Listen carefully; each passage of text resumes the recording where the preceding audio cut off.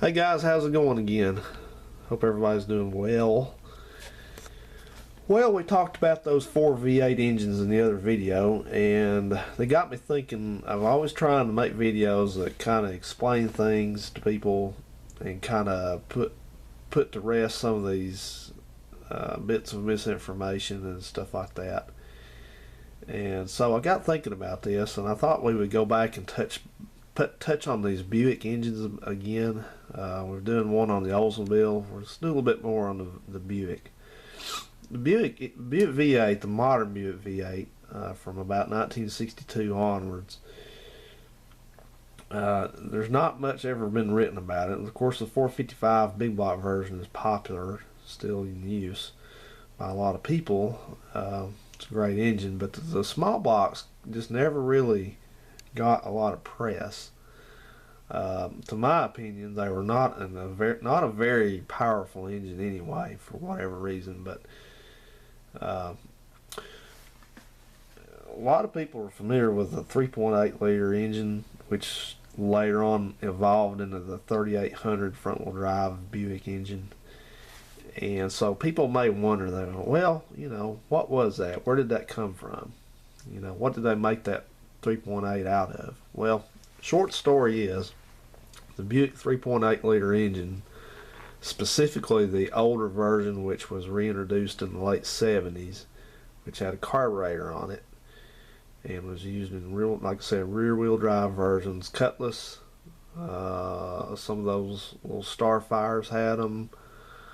All kinds of Buicks, even other General Motors, they used them in a lot of different stuff. Even some of the full-size cars had them, if you can believe that. So where did that thing come from? Well, it was basically a cut-down version of a Buick 350 of the time. They wanted to use the same assembly line. They wanted to use the same pistons, rods, things like that. So it made it easier and cheaper to produce. So that's what it is. If anybody ever wants to ask you where did the 3.8 Buick come from, that's where. It's a cut down 350 that basically, if you can envision, they just took a Buick 350 like this one and chopped two of the cylinders out of it, shortened it up. Has the same, generally the same front cover, same distributor, minus two terminals. Has the same bell housing pattern and same mounts. So that's where it came from. And if you ever want to see a picture of an early Buick V6, this is one of our earliest versions.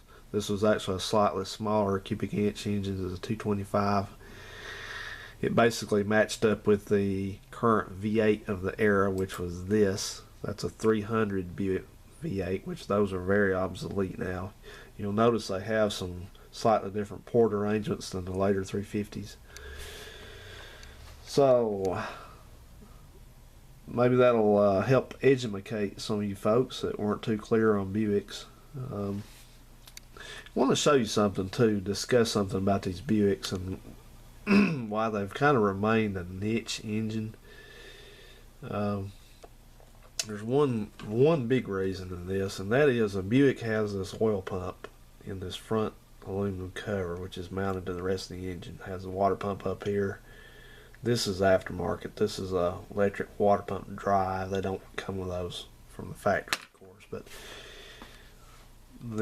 the Achilles heel of a Buick engine, there's two of them, but the main one is that this oiling system is marginal from the factory to begin with. They don't run a lot of oil pressure. This thing has steel gears and an aluminum housing, and when those get dirt in them, when people don't change the oil, it wears them out, and so the pressure drops precipitously. In fact, I had a 78 Buick Century station wagon. That's the rear wheel drive one, looks like a Regal. Had one of those with a Buick V6 in it, and it ran great, but it had, when it was hot, going down the road, it had about 10 pounds of oil pressure. And I thought for the longest time that thing was going to blow up at any time, and it never did. So they are a tough engine. Never knocked, never did anything. But Another thing about these engines is they have kind of a fragile valve train on them.